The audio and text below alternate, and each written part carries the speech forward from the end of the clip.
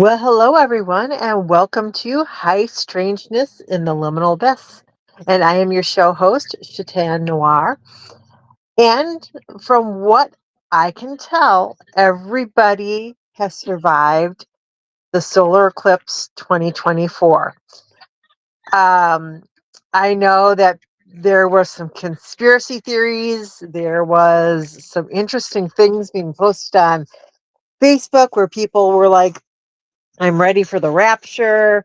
I'm going to put clothes on the ground and make it look like the person disappeared, or I'm going to put get those blow up dolls and fill them with helium and let them float off. The clothes on the ground would have been funny, but the helium ones, we don't need any more pollution in the atmosphere or getting into like the ecosystems. So I'm glad people didn't really go through with that. But it was interesting seeing how many people thought that there was going to be a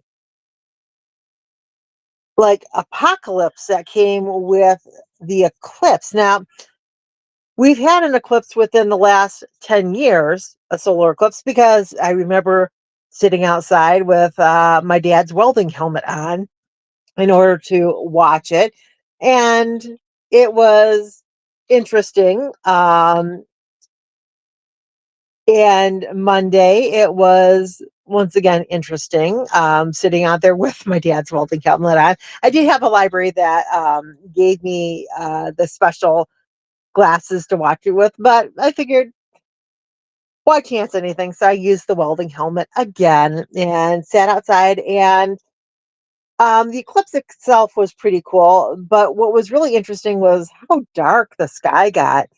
And the birds went from chirping and um, doing their songs and their calls to at the height of the eclipse, when the sky was the darkest, everything got very quiet and the birds got very, very quiet.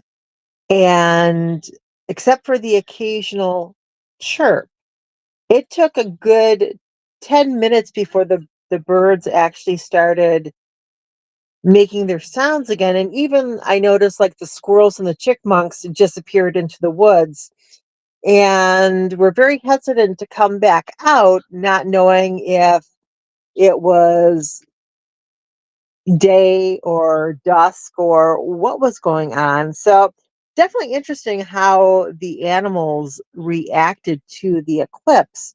Um, Hopefully everybody was able to at least get a cool glimpse of what was, going. I know that going through like southern United States up through the Midwest and northern part of the United States, we had it pretty good where we got a pretty good viewing of the totality and the eclipse as it happened.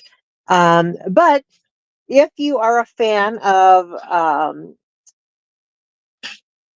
you know, eclipses and anything space related, we have the Eta Aqua Rid meteor showers starting on April 15th. So the same tax day is actually the start of the meteor showers, and it goes to May 4th.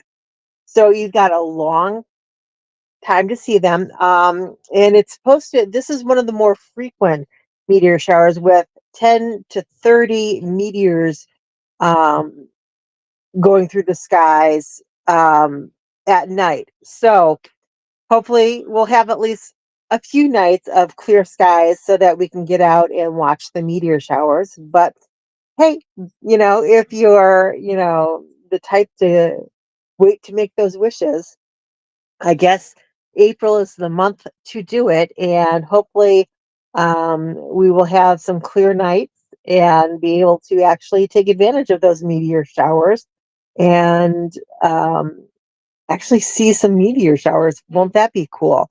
So it's actually been a very active month for cosmic, activity of having the solar eclipse, having the meteor showers. Um, it's definitely springtime, so interesting things coming about. Um, Hopefully everybody is going to be able to see those and take advantage of those and enjoy those um, uh, activities. And in better news, from what I understand from the weather forecast, they are now predicting that the polar vortexes are done and probably won't experience one. They said that there might be one in the summertime, but hey, who couldn't use a nice polar vortex on 90-degree days in the summertime? Um, I think one of the most interesting experiences that I've had with a polar vortex was many, many years ago. I was actually doing a press tour, going up through Wisconsin and Minnesota, and my final destination was going to be going to my mom's in Ely, Minnesota. But the day that I was actually headed up to her house for a break of the press tour, I was actually in um, Duluth, Minnesota, and I was visiting the aquarium that day and going to visit the downtown area. Now they had the marathon going, but I planned it so that I could go to the aquarium while the marathon was being run, and then I'd explore the downtown area afterwards. Now, unfortunately, it was raining that day, but it was also we also had a polar vortex. So it was the end of June, going into July. And I did a tour of the museum, got some really great photography done, and then decided I would and walk down to the downtown area, which is not far from where the aquarium is. But it was raining so hard, and I'm watching as people who were doing the marathon are um, they're doing the finish line, and I've got on a nice heavier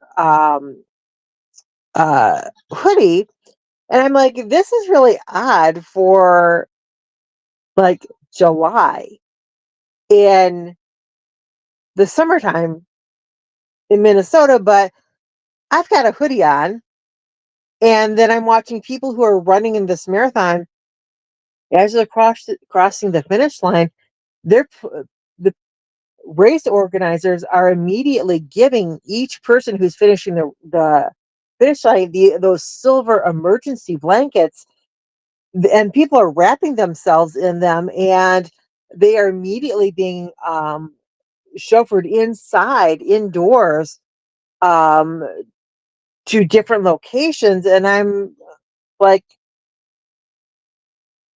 okay, it's 12 o'clock noon in July, and it is 50 degrees outside.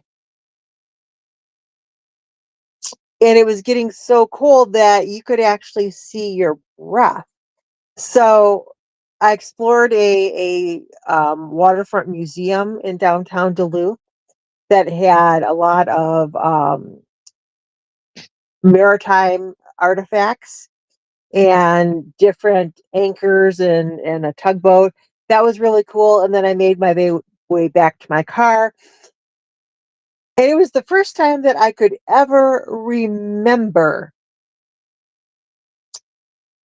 during the summertime, turning on the heater in my car as I drove the 2 hours north to Ely, Minnesota, and finally getting to the point where I actually took off my wet hoodie and had it on the seat next to me to dry, and I got a flannel out and put the flannel on, and cranked my heat all the way up because I was shivering and so cold.